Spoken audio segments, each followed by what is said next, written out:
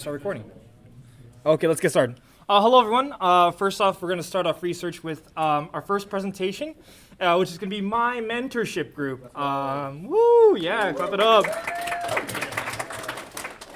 So our mentorship group is focused on adversary emulation. So what adversary emulation is trying to simulate how red team attacks infrastructure. So we're kind of using the MITRE attack framework and the attack lifecycle as a basis to kind of study how the red team perspective and how red teams work. So without further ado, let's get off with introductions. Yes, okay. Hello, everyone. My name is Tenchi, head of research, yada, yada. You guys have seen me every week, hopefully. Third year, BS-CSEC, minor in math. Team contingent captain, Windows all the way. I'm also a retired blue teamer, so that's why I'm kind of leading this course. But yeah, fun stuff. Let's get to the next person. Hi, I'm Cipriana. I've presented once before, so you might recognize me. If you don't, that's fine.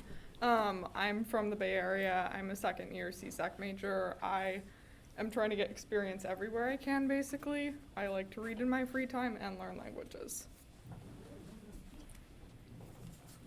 Hey guys, my name's Sean. This is my first presentation, and I'm a second year also, majoring in computing security. Also, I'm pursuing a minor in 2D Studio Arts.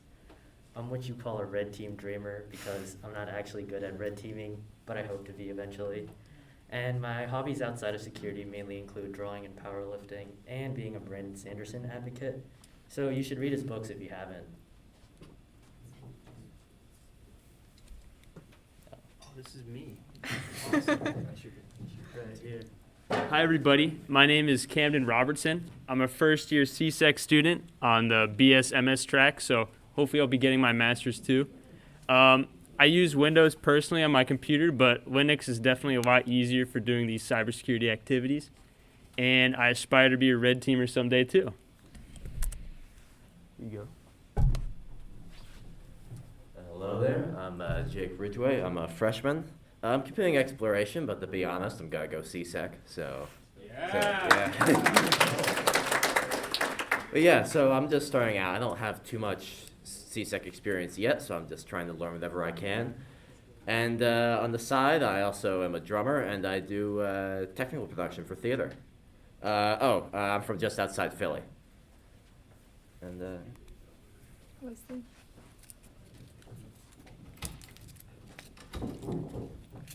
Hi, I'm Wesley. I'm a first-year CSEC major. I'm from New Hartford, New York, and some of my hobbies include hiking, swimming, and just computers in general. And I also think hackers are very cool. And so we have our other mentorship member, Alyssa. She wasn't able to participate today. We wish her well on her exam and hope she does well. So this is a little bit about her. You can read that. All right, without further ado, let's get into the MITRE attack framework. All right, so, probably a lot of you have heard of the MITRE attack framework, but if you haven't, what is it? And why was it created? So it was created because there's a lot of ways you can do bad things or, if you want to attack them, good things, helpful things for you, to computers. And it's a way of aggregating all of those by when you do these techniques in an attack, so what part of the attack you use something in, and then also what those techniques are because there are a lot of them. So essentially it's a way of quantifying and articulating how the attack life cycle works for computers and hacking.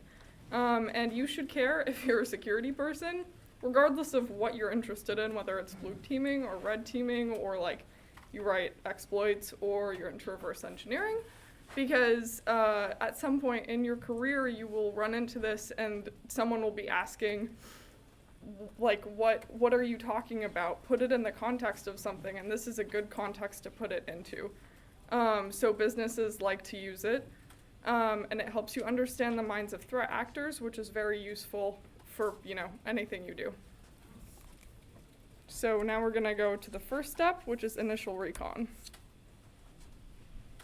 Apparently the audio's broken. Oh, that's fine. Hello, hello.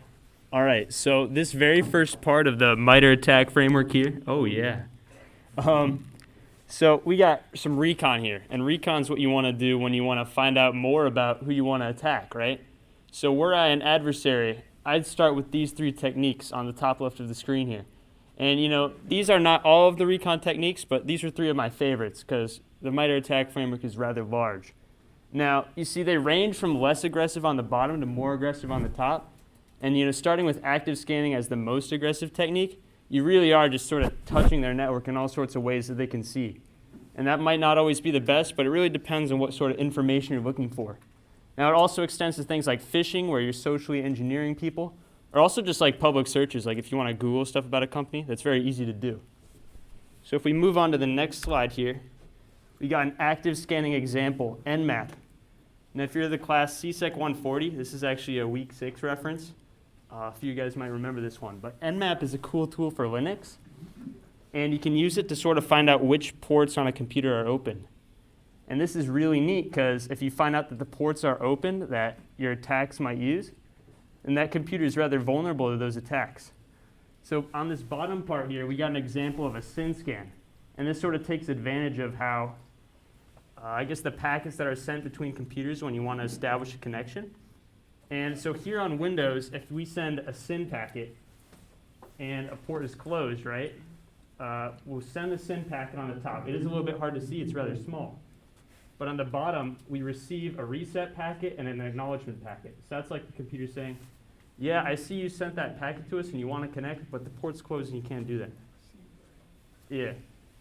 And here on the bottom, on port 135, an open port, as denoted by the Nmap scan on the left, we can see that we send them the SYN packet. They send us the acknowledgement packet. Yeah, we got that. They send us another SYN packet. We're like, cool, we're in, but we don't actually need to do anything. So we'll send back the reset packet. We're all good. Thank you.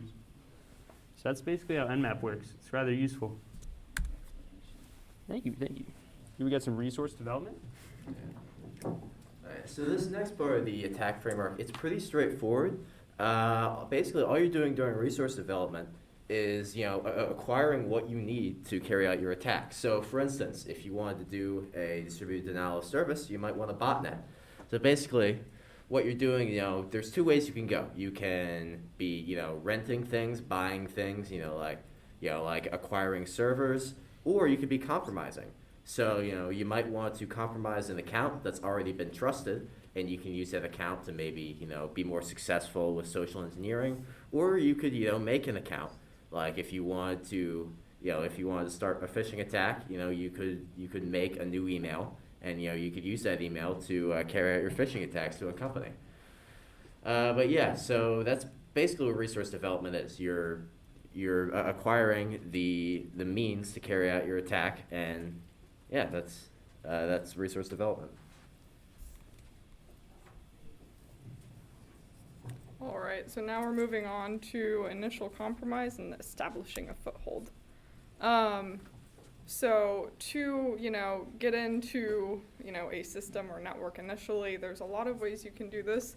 And if you do it right, i.e. stealthily, then you won't get kicked out immediately and you can keep doing whatever it is you're doing for a long time, or you can lay low for a while. So basically, attackers often exploit public-facing applications. They learn what a, you know, organization uses day to day, like what their trusted operations partners are essentially, and they exploit those relationships. So for, you know, companies, they have to work with third parties on some level for the most part, and they have to, well, they should mitigate that risk, because it does bring in risk, and that's demonstrated through things like SolarWinds. So if you don't, you know, get your third parties like pen tested and have legal mitigations in place for if you do get attacked through them, that can be a big issue. Something for people on the blue team side to think about. And then also valid account access. If you use accounts that, you know, are valid from the organization's point of view, you're in much easier ways than, like, you know, writing a rootkit or something. So you can use default creds because people don't change their passwords, or something that's, a little more sophisticated, password cracking, so John the Ripper, Hashcat, or maybe rainbow tables if you're making that trade-off. And then there's always phishing, which is primarily a social engineering attack and gets you creds. Who's execution? The execution is basically when the attackers try to this is when the attacker gains a foothold within the network and the attackers are able to execute a code in your system. Malicious codes are often executed in the built-in command line interfaces, such as the Unix recs for the Linux operating systems and the Mac operating systems. For Windows, there are the PowerShells and the command lines where the attackers can connect remotely using the remote services such as SSH. The attackers can also use scripts and programming languages such as Python. So they're able to execute the code and find the vulnerabilities in the systems. The second techniques that the attackers might use is deploying containers. Well, the attackers might deploy containers with execute processes to download malware in your system, so they can bypass the existing defenses with the environment. They can also send malicious links to the users and use social engineering and make the users to click on links. And the users will basically execute the links on their own PC without the attackers trying to infiltrate their system. Some mitigation techniques that you can use to prevent execution is by installing antivirus software in your computer, which will quarantine a lot of malicious files. And also an example of emails, you can use a good email filtering services, which will block a lot of malicious files and messages sent by the attackers.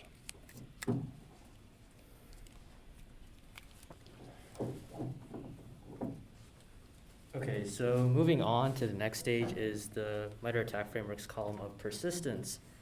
So you're mainly going to be using persistence because you don't want shells that cut off after you send one command. So persistence is dealing with maintaining continuous access with the system regardless of reboots, configuration changes.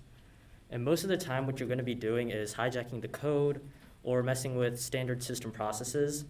So a few of the TTPs in this column include altering the boot process. You can include malicious code that executes at a system restart or a reboot.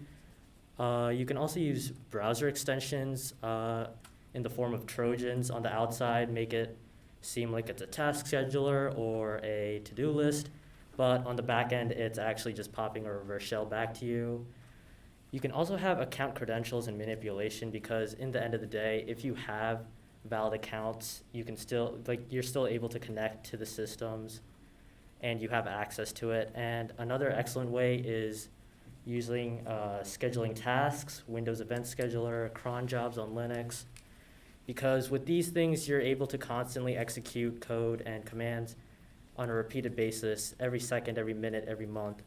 You get to choose.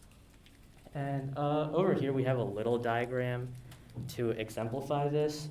So right over here, this is the idea where you have malicious code that's executed with a scheduled task. So your IR team goes in and finds it, but they do only a temporary fix where they remove the code and they assume everything's all well and good. But then after they reboot the computer, they're expecting it to be all good and healthy, but lo and behold, you mess with their entire boot process and the command is still up and running. And yeah, that's just a basic idea of how you can use persistence. And then moving on is the idea of escalating privileges. So privilege escalation, as the name suggests, is mainly dealing with the idea of obtaining higher level access to systems, mainly because after you get initial level access to systems, you're not going to really have root access. And if you want to do anything on the systems, you need that higher level access. So a lot of the TTPs I found are quite similar to persistence. For instance, scheduling tasks. You can more specifically with Linux, because cron jobs are made with pseudo privileges. You can end up creating a cron job that runs and ends up popping a reverse shell back to you, and it's not just a standard old reverse shell, it's rather a root shell, and you have root privileges with that. You can also you can hijack execution flow with Windows more specifically. They utilize DLLs, so if you're able to hijack a DLL and inject malicious code, not only are you able to run commands at higher level with higher level privileges, you're also not probably going to get flagged by alarm systems, because when the process is using this DLL, it's going to assume that this DLL is mainly a valid and verified source. So you're probably not going to be found unless you do something like really sus and out of the blue. You can also just in general abuse elevation control mechanisms, such as if you have SUIDs, SGIDs set, or if you have any pseudo privileges. Shout out to any people that do hack the box. I think a perfect example is, say for instance, you have the ability to run a binary file. You can manipulate the path variable, include your own directory, and then write up your own malicious binary like gzip, for those of you who did Previs. And you can just execute root reverse shells like that. Also for Windows token manipulation, I mean, Windows is really, all of its authentication mechanisms is using TIG tokens. Say, for instance, you have the golden ticket exploit. If you control the golden ticket, you have access to everything, because, yeah, you can control the ticket granting ticket services. So, I mean, with that, you have the entire access to Windows as well. Oh, yes, and moving on to defense evasion. All right. So defense evasion is the biggest section. It has 39 TTPs. I'm not talking about all of them for obvious reasons. But some of the big ideas in this section are essentially you want to hide everything you're doing so that you don't trigger alarms, and you don't, like, you get around firewall rules, you don't piss off antivirus software, and you don't alert the IDS, if there is one, to your presence. And if you do this right, you can stay in the network for longer. And in order to do that, you have to stay hidden. So if you're leaving indicators of activity, you A, want to keep those to a minimum, and B, you want to hide all of them. And you have to be really careful about this. And on the defense side, know what to look for, I guess. Like, that's, if they're doing it right, it's hard to find. So obfuscate files and information, and for, you know, Sean mentioned DLL injection attacks and hijacking, and those are very useful also for evading defenses while continuing to do whatever you're doing as an attacker, because you're hijacking processes that are trusted and normal and using them for your own purposes. And you can kind of do the same thing in the context of networking. So you want, as an attacker, for your network activity to be minimal and, if possible, to look normal. And one way of doing that is to, you know, if the company, for instance, uses Slack, like, they're going to expect to see Slack activity. So if you have a Slack C2, you can do malicious things over your C2, and they'll be like, that's fine, it's Slack. And they won't realize. So that's a big one. And then, of course, using valid accounts to maintain access. They think they're valid and normal, and you're not going to get flagged.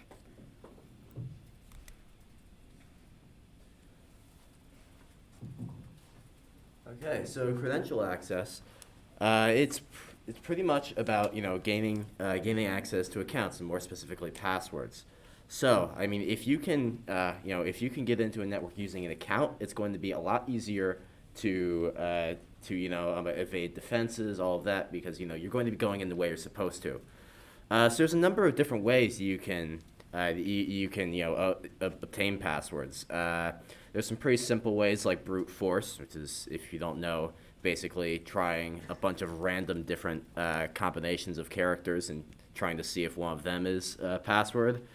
There are more refined versions of that, like a dictionary attack, where you target specific common passwords, like password. But yeah, these can be mitigated pretty easily. I mean, with brute force attacks, you can have a lockout where if you try your password a certain amount of times, it doesn't let you anymore.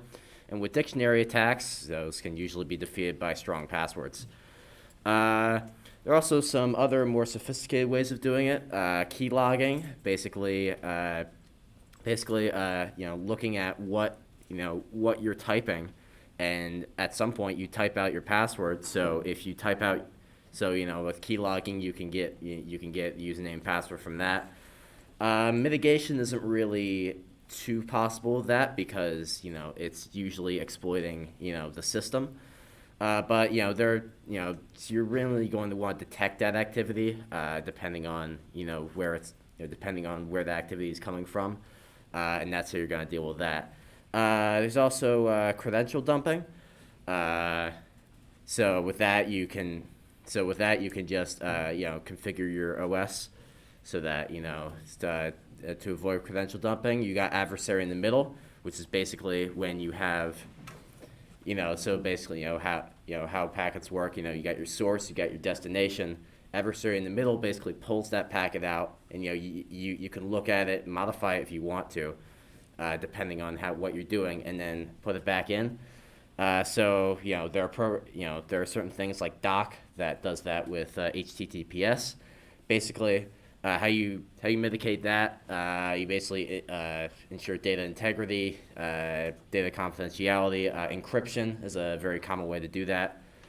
And then finally, you have credential exploitation.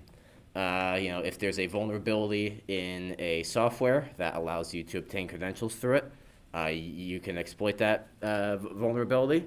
Of course, how you fix this, you can detect these exploits through other software, or you could of course patch the software if you can to fix that exploit.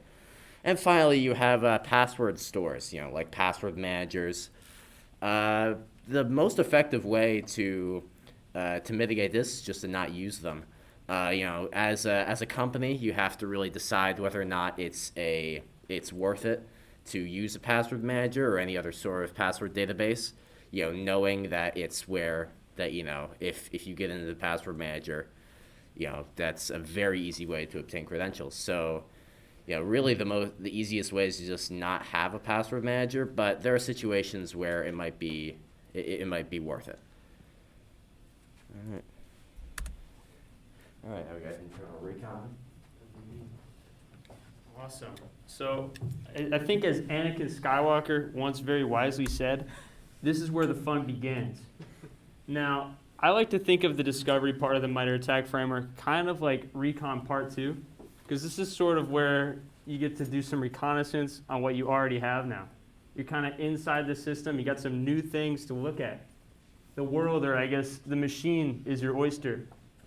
Now, some cool things an adversary might want to look for once they're sort of inside the network, once they've sort of escalated their privilege. They'd want to look at some high privilege, unusual accounts, maybe some accounts that have a lot of traffic going through them, some things that might give them some power, you know what I mean? Other things that would be cool would be passwords that could unlock said accounts. And another thing could be classified documents, maybe some documents that detail some vulnerabilities. Maybe if a company wanted to keep a text file of all their greatest weaknesses on their drive, that could be something beneficial to find.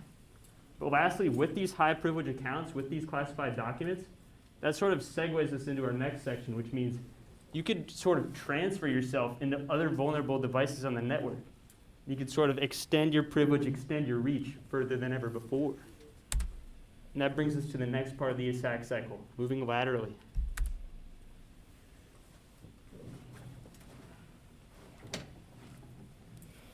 Lateral movement is basically a set of techniques used by the attackers to move around the systems without being detected. A scenario of this would be when a user log in with their credentials and try to connect to a remote services like telnets, RDP, or SSH. The attacker will try to hijack these sessions and basically use the user's credentials and log in as if they're the users.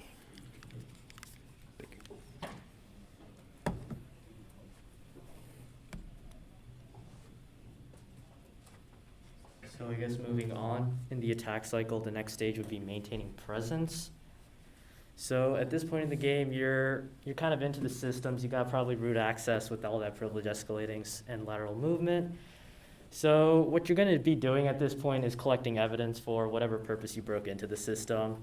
This is pretty self-explanatory. I mean, you're collecting evidence in a variety of ways. These include taking screenshots, recording credentials that you find, and now that you have access to infrastructure and systems, you can probably turn on audio recording devices to record audio. In the same way, you can probably use webcams to record videos. And in general, just finding emails, documents, or any other things that you might need for whatever reason you broke into this infrastructure. And then moving on, you're probably gonna definitely need to set up some C2s, command and controls.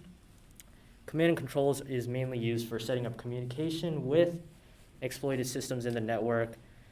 As Cipriana said before, stealth is a definite important concept here because you're kind of nearing the end of your attack and you really want to you want to achieve the things you want. So you don't want to get caught at this point. So a key thing to note though is that at this point in the stage of the game, the MITRE attack framework is not a constant one and done. You're not popping up some Adderall and Red Bulls and just doing it in 5 hours. It takes months and months, and a lot of planning goes into this. So, for instance, you might set up a C2 3 months ago and then not interact with it, and then you'll just suddenly appear out of nowhere and start going ham. And a big thing with command and control is mimicking network activity because, once again, you don't want to set off those IDSs and other alarm systems that they might have. So to go ahead with not getting setting off those alarms, you can use data obfuscation, probably sending your data with steganography, embedding information in images or other documents, and in general, just mixing it in with junk and just sending it in small chunks so it doesn't get caught. Some methods include web protocols. They used to use HTTP, but that's pretty lame now because it doesn't use encryption, so they use HTTPS for that TLS encryption now. You also got FTP. I mean, as the name suggests, file transfer protocol. It's literally in the name. Email is also another big thing, but just make sure you don't send it to your own personal email so you don't get caught. And I mean, if you have physical access, you can always use a USB to just quickly drag and drop it in. And if you can set up an encrypted channel, that's also an excellent way to send data. And as Cipriana mentioned before, an excellent C2 is Slack C2 because, once again, businesses use it as a valid system of communicating within an organization. So if you can set up a C2 where you can send shell commands through Slack and just interact with systems, it's an excellent way of not getting caught. And then moving through the attack cycle, you're nearing the end and it's just completing the mission. And at this point, you're exfiltrating the data that you collected. You're finishing up the job. You're trying to dip really fast now. And in this stage of the game, you got a lot of compression and encryption because, once again, when you're making this network activity, you don't want to be sending these credentials and data in plain text because that's an easy way to get caught by IR teams and in general. Once again, with methods of exfiltrating, you can use USBs. If you have physical access, once again, web services, maybe even just uploading something to Google Drive or Cloudflare. You can also use those command and control systems that you set up. And to just reiterate the point of just sending it in chunks and being stealthy because you don't want to get caught. Moving on to the impact. Yeah. Impact is something crazy. I'd like to go back 2 slides right here, back to the life cycle. You can see the cycle is not all a cycle. It goes linear into the loop-de-loop that can go around for many repetitions. Right here, this is the end right here. This is the end of the line. And this is especially true with the impact part of the MITRE attack framework. So usually, if an adversary has gotten to the impact stage, you're already toast, man. You're done for. Because the impact is where they'll perform a lot of their finishing moves, but their finishing move sort of depends on what their goal is. So they might want to remove accounts, they might want to DDoS you, they might want to deface you. Depends on if they want to ruin your reputation or sort of slow down your business. There's a lot of different goals or motivations that attackers would have, and that really dictates what sort of final impact they would want to have.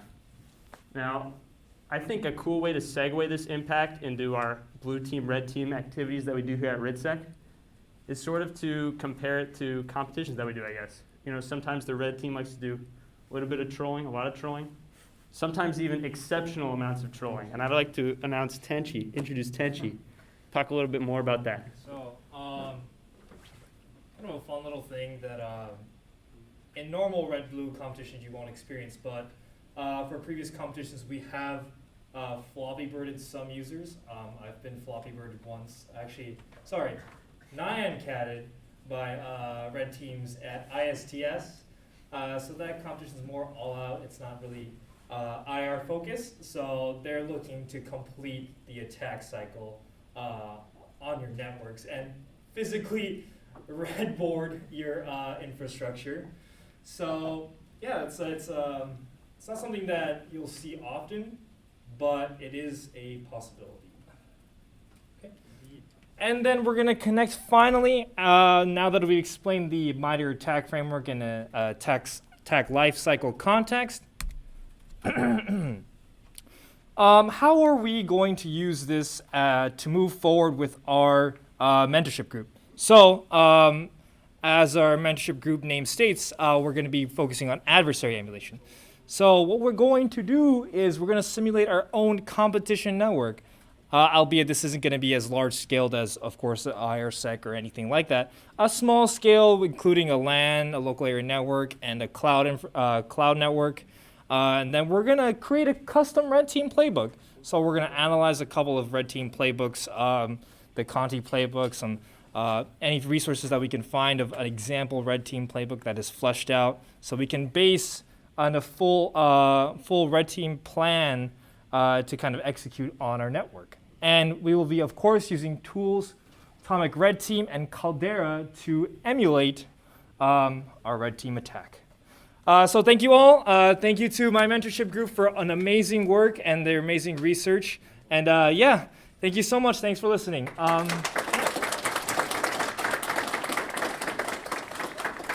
Any questions? Any questions?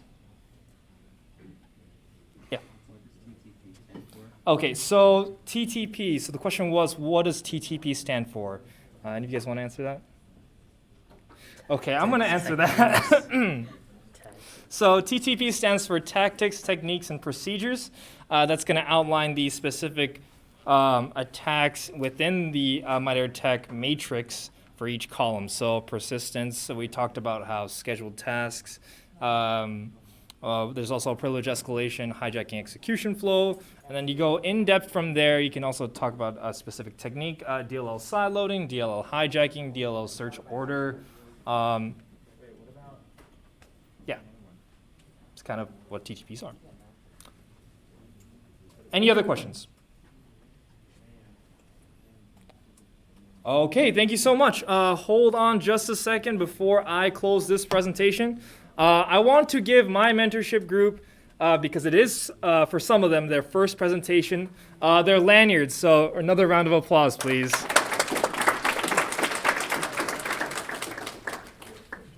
Official? Are we in camera? Come here. We are in camera. There you go, Sean.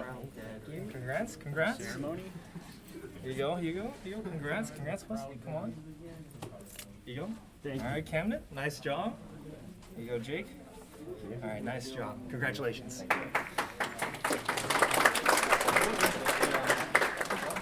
All right, now give us a moment while I set up the news.